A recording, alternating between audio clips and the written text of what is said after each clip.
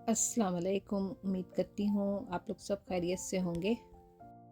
और आज मैं वायरल डोनर कबाब की रेसिपी शेयर करूँगी।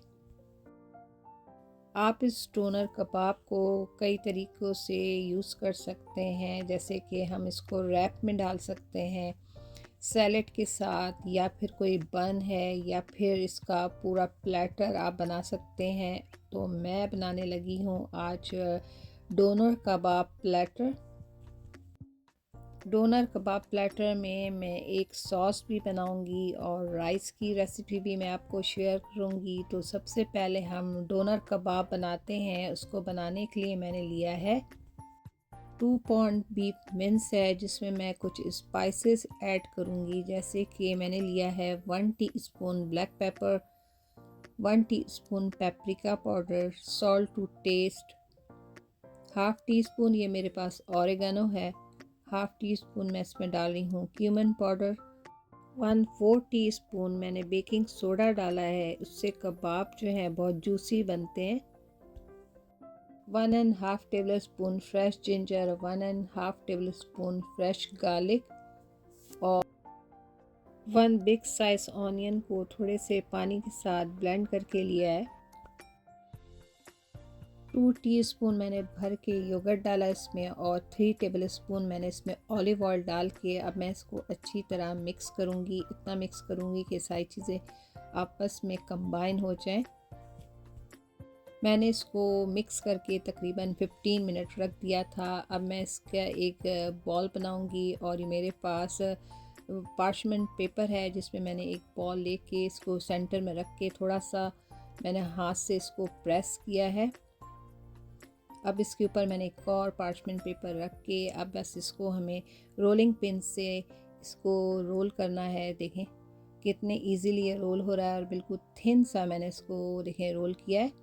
अब मैं इसको एक साइड से देखें ऐसा फोल्ड करती जा रही हूँ। इसी तरह मेरे पास जितना भी मिन्स है मैं इसी तरह रोल करके सारे रेडी कर दूँगी। और मेरा ओवन जो है वो प्री हीट हो रहा है 380 डिग्री पे। और कुछ वेजिटेबल्स भी मैं इसके साथ डालूँगी, वो भी थोड़ा सा बेक करूँगी। कितने इजीली ये फोल्ड हो रहा है, और वो देखें कितना स्मूथ इसका बैटर है।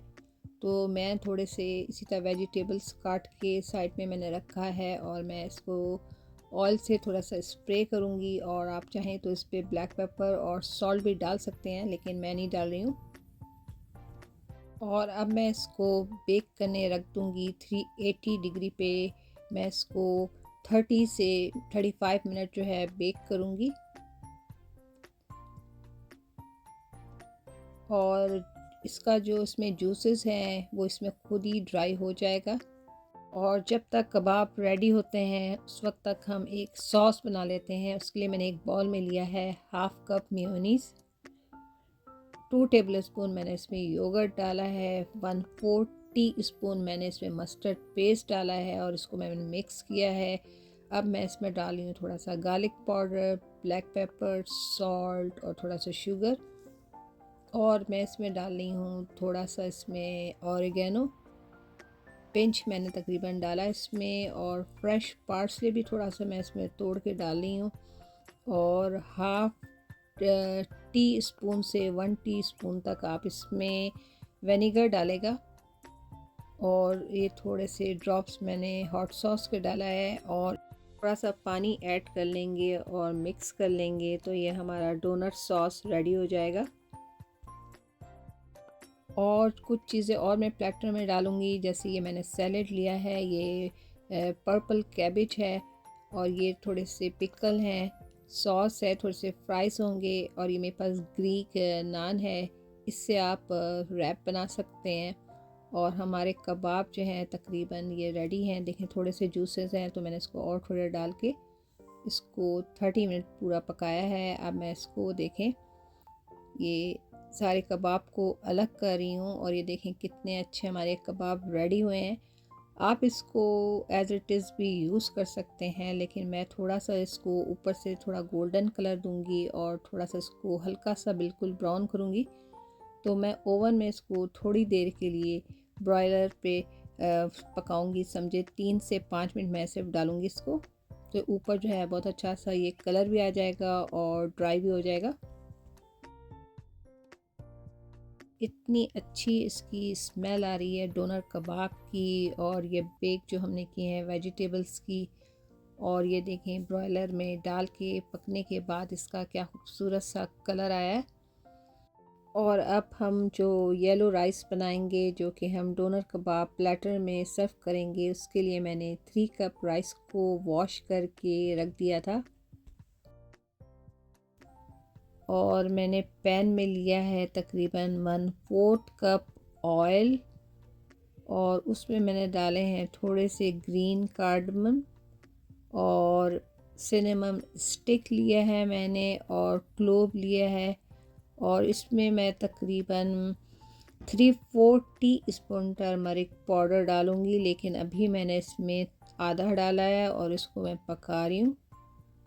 ये देखें थोड़ा सा इसका कलर डार्क होगा तो हम इसमें राइस डाल के इसको अच्छे से मिक्स करेंगे 3 to 5 मिनट। और बाकी का जो टर्मरिक था वो भी मैंने इसमें डाल दिया है और मैं मिक्स कर रही हूँ।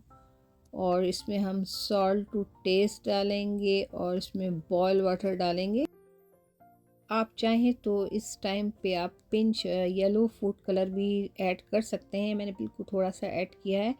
बस अब मैंने इसको स्टीम में रख दिया है, और जब मैंने हटाया है तो देखें ये तकरीबन 80% कुक हो गए हैं। तो मैं इसको थोड़ा सा और पका लूँगी तो हमारे राइस जो है ये फुल रेडी हो जाएंगे। तो हमारे राइस भी रेडी हो गए हैं और पीटा भी हमारे पास है।